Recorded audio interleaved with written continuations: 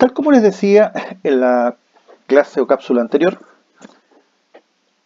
el artículo 1526, inciso primero, nos dice, mire, si la obligación no es solidaria, si la obligación no es indivisible y hay pluralidad de sujetos, esa obligación es simplemente conjunta.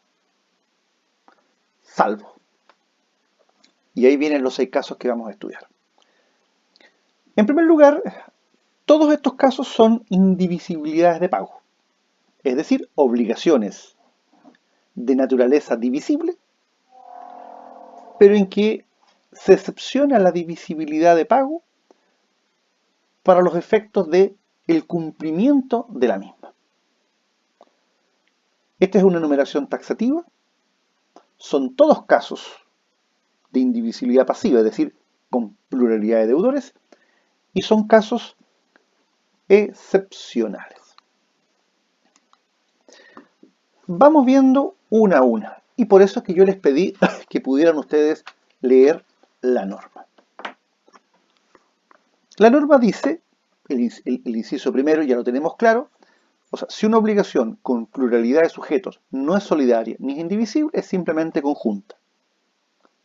Exceptúanse, dice la ley, los casos siguientes. 1.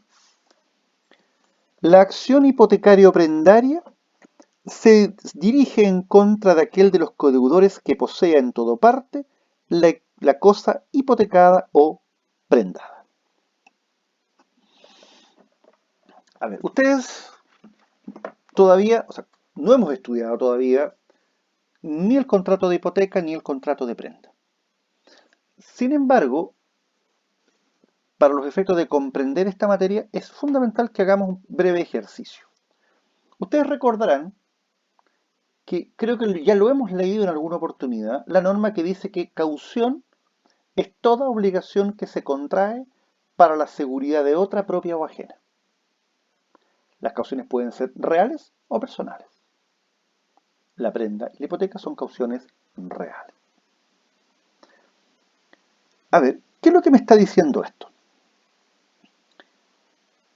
Imagínense ustedes que una propiedad es hipotecada para garantizar una obligación principal. Y la propiedad hipotecada pertenece a 3 personas. Y, pensemos, solo una de ellas vive en el inmueble hipotecado. Pensemos, 3 hermanos hipotecan una propiedad para garantizar las obligaciones de un tercero, etcétera, etcétera. Uno vive en Santiago, otro vive en Rancagua y la propiedad hipotecada está en Talca. Entonces, veamos qué es lo que ocurre.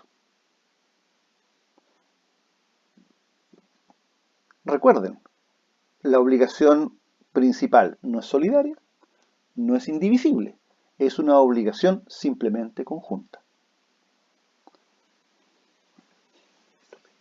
Es una obligación simplemente conjunta.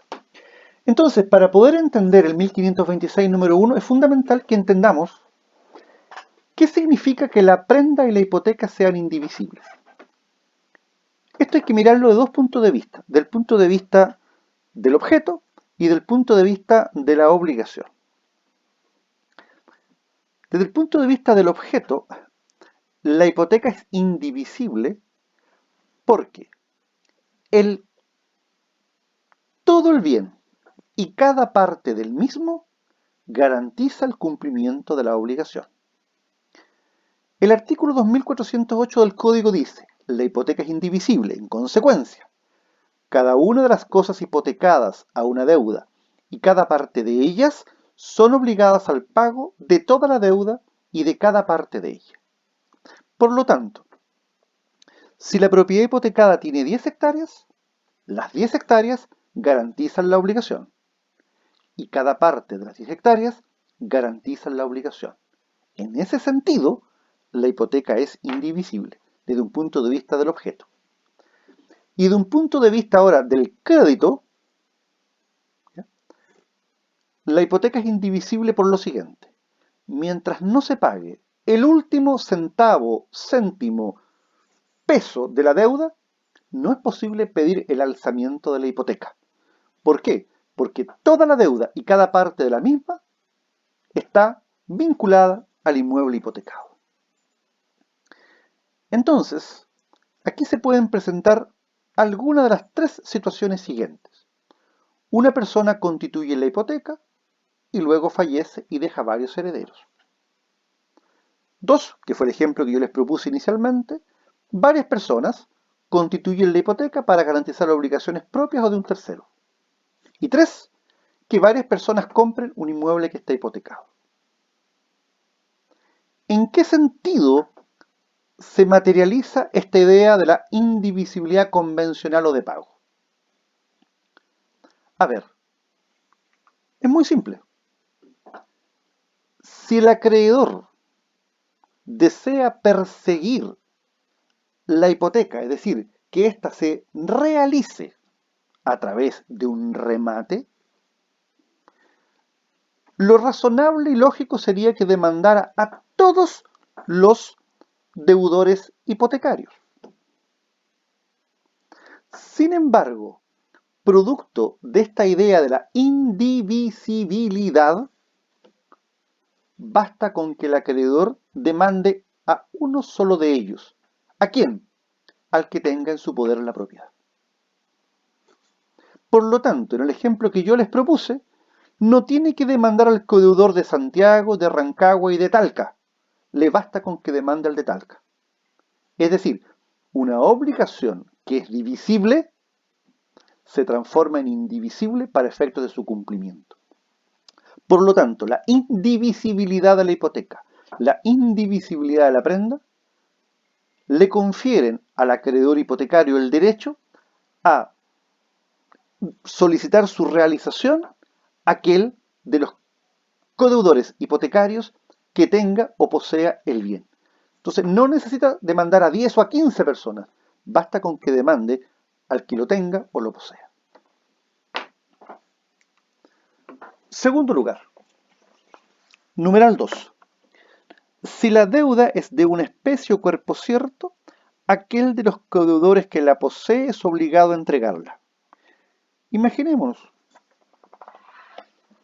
somos 3 los vendedores de una casa, ubicada en Chillán, población, villa, conjunto residencial, calle o pasaje, número, deslindes, norte, sur, oriente, poniente, rol de avalúo, inscripción, especie o cuerpo cierto. Tenemos que entregarla. El mismo ejemplo. Uno vive en Santiago, otro vive en Concepción y la propiedad está ubicada en Chillán. Y uno de los 3 herederos vive en Chillán. Para demandar la entrega, ¿tengo que accionar respecto a los 3? No. Me basta con que accione en contra de aquella persona que tenga la cosa en su poder. O sea, demandaré al que vive en la casa en Chillán. Desde este punto de vista, ustedes ven una obligación que no es solidaria ni es indivisible, por mandato legal, se cumple como si fuese indivisible. Regla 3 o caso número 3.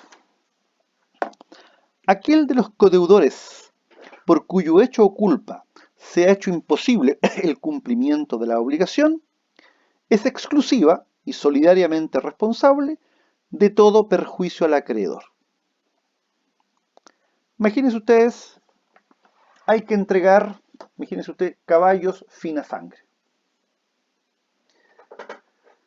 Y esta entrega de los caballos fina sangre tiene que hacerla varias personas.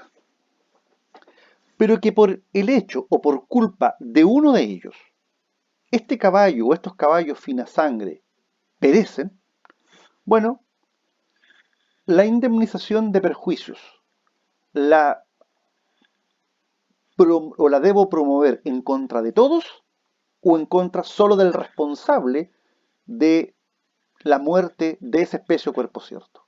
La ley me dice, mire, usted basta con que demande al responsable de la situación o, en definitiva, usted demande solo al responsable de los daños. Piensen por un momento, ¿Qué más divisible que el dinero? Y el dinero es la indemnización de perjuicios. Imagínense ustedes, tenemos que entregar un caballo fina sangre. Valor de ese caballo fina sangre, 25 millones de pesos. ¿Quién lo va a comprar? Imagínense ustedes, ¿quién se dedica a los caballos y que por todos conocidos? Nuestro rey Arturo. Pues. Imagínense, nuestro rey Arturo está en España y compra un caballo fina sangre o un caballo para los efectos de postular después a las carreras.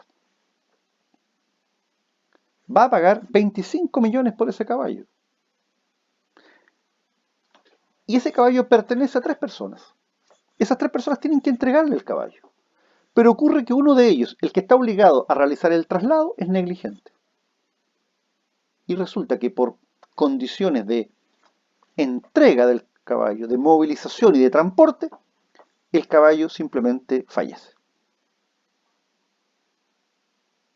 ¿A quién va a demandar el comprador? ¿A los 3? No. La ley le dice, mire, usted basta con que demande al responsable de los perjuicios.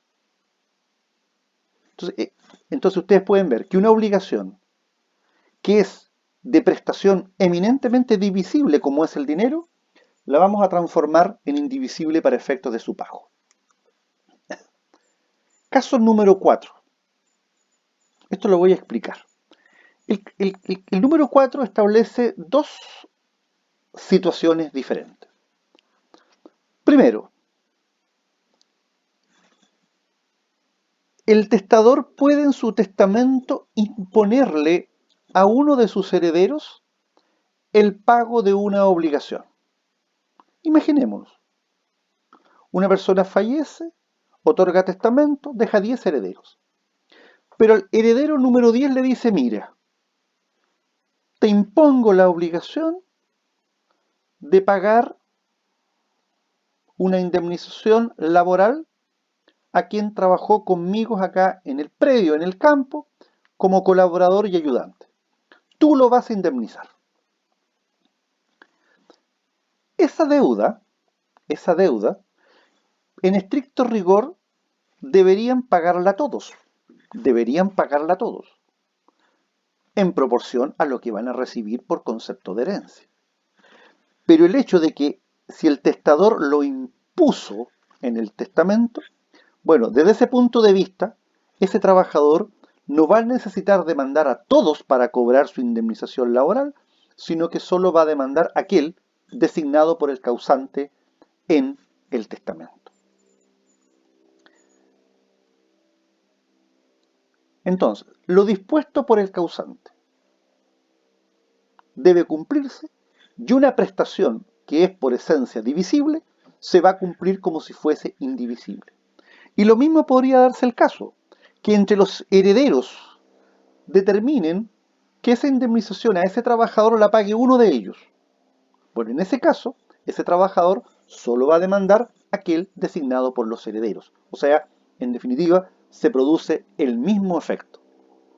Cosa distinta es cómo ellos ajusten sus relaciones después. Eso es distinto.